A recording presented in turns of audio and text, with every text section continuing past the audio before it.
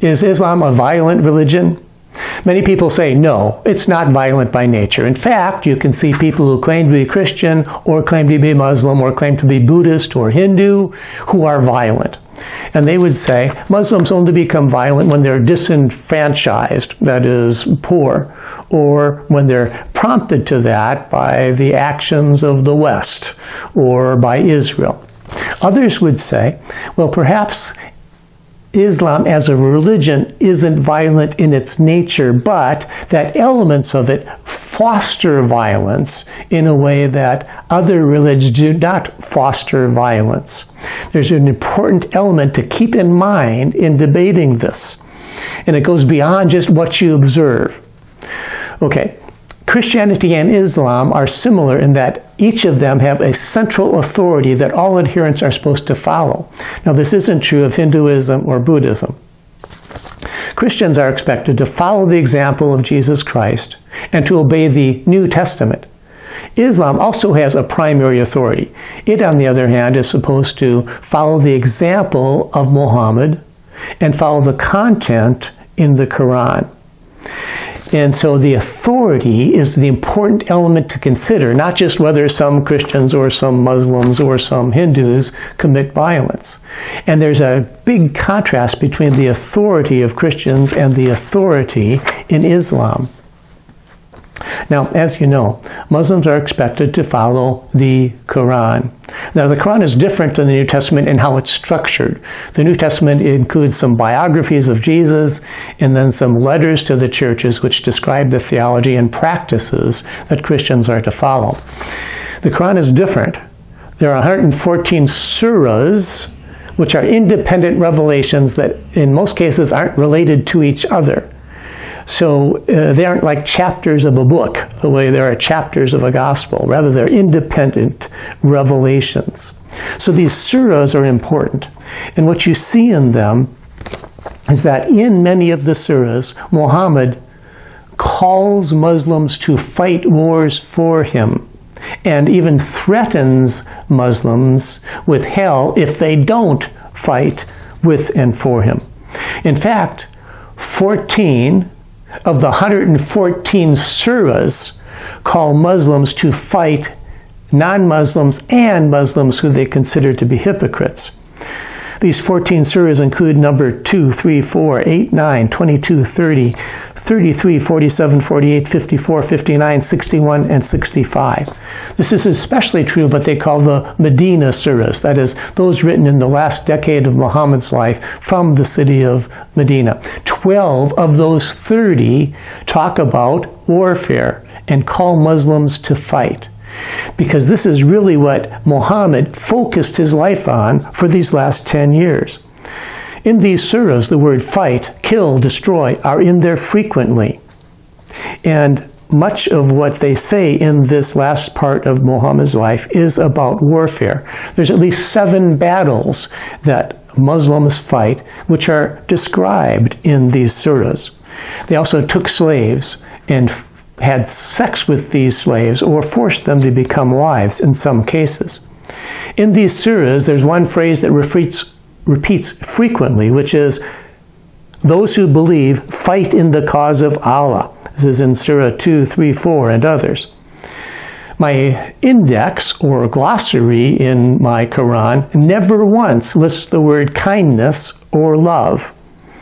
It does speak often of the warfare that Muhammad did, which is recorded in the Quran. In Muslim terminology, the word martyr always refers to someone who dies while fighting a battle for Allah. Now we can contrast the New Testament. Remember, the authority of Christianity and the authority of Islam is what we're looking at, and which drives what the adherents do. By comparison, the New Testament is pacifist. There are never in the New Testament any wars fought by Jesus Christ or by the 12 apostles, who were his primary leaders and who led the church after he ascended.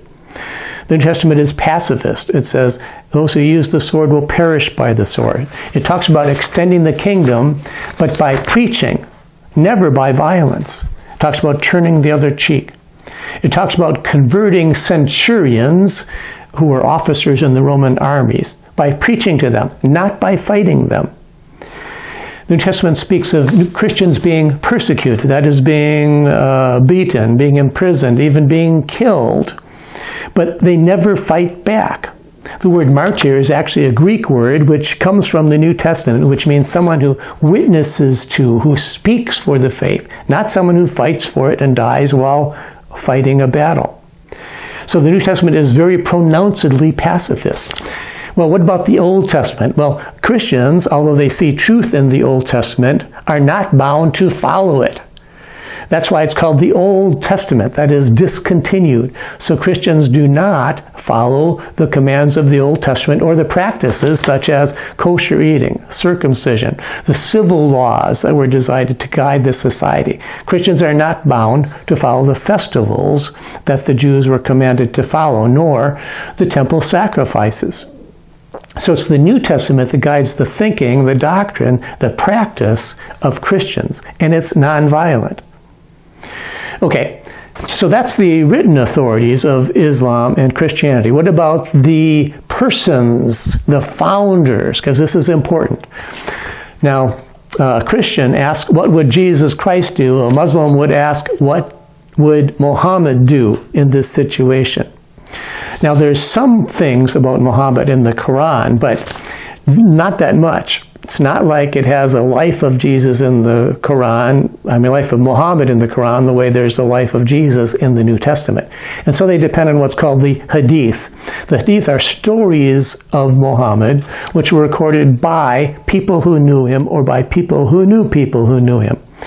So the Hadith talk about Muhammad's actions, that he fought or led or directed 66 battles during his lifetime, 66 wars, and that he personally himself killed other people in battles, and that he commanded his followers to fight for him, fight battles, or else they'll go to hell. It's Muhammad who also had slaves for sex and slaves for marriage that he gained as a result of those battles. So there was incentive to fight in order to get women.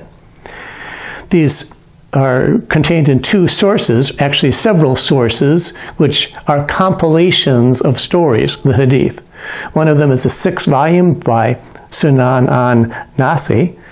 The larger volume is by al-Bukhari, a 9-volume set. Now, in the summarized edition, the briefer edition, there's 2,230 recollections. Of those, 252 of them talk about Muslim going to war, and particular Muhammad's actions in these wars. That's 11% of the recollections talk about Muhammad as a battle leader and as a soldier himself.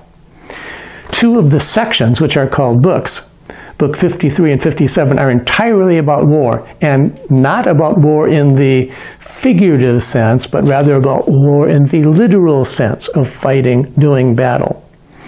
And so in the founder, Muhammad, you see the example of going to war himself and directing war.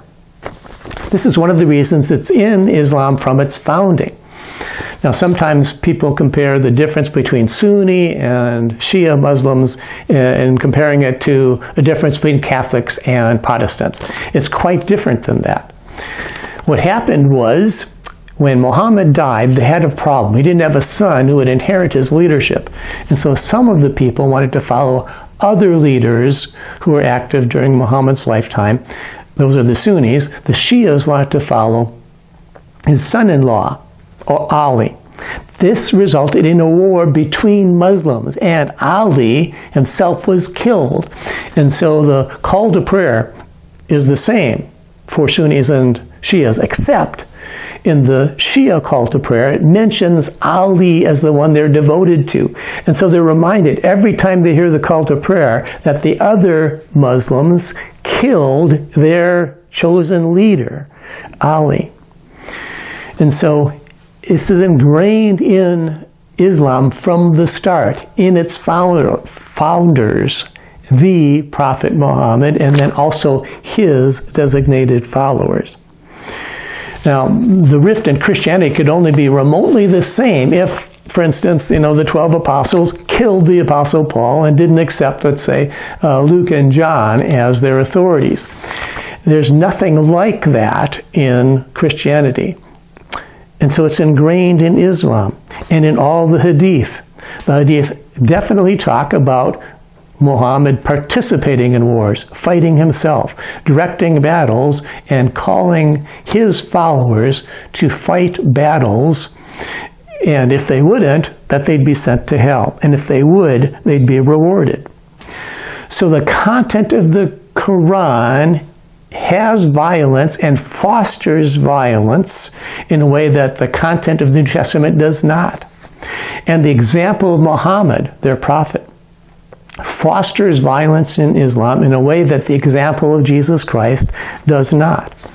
Now, thankfully, many Muslims today look at those hadith or those parts of the Quran and say, this was in the past, we don't need to fight like Muhammad did today. That's a wonderful thing.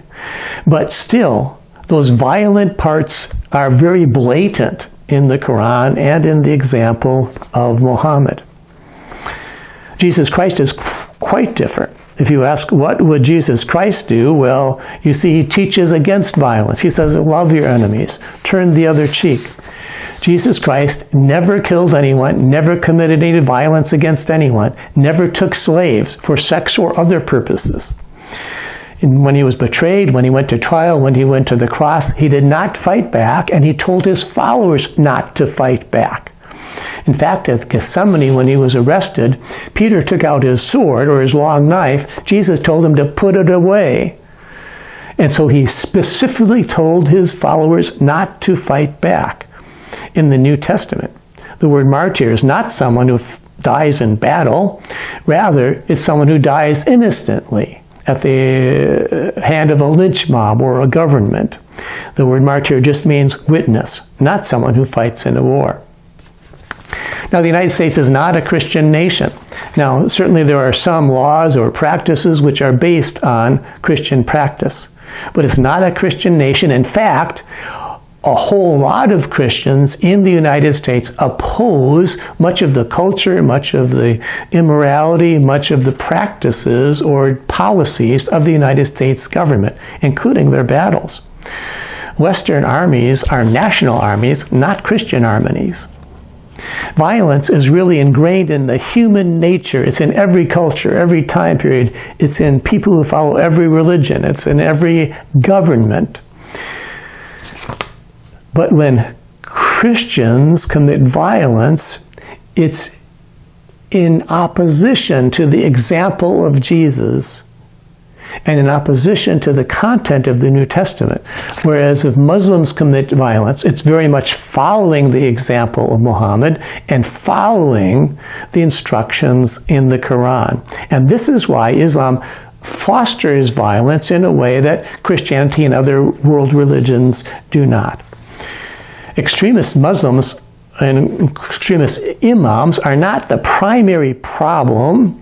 It's the sources that they use, because those imams use the life of Muhammad and the content of the Quran in order to do that. In fact, many imams who are called extremists today are less extreme than Muhammad himself was. Is Islam a violent religion? Well, you can't say yes or no because Islam is so diverse. However, the sources of Islam are violent, the example of Muhammad himself and the content of the Quran. And that's why Islam fosters violence in a way that Christianity and other world religions do not.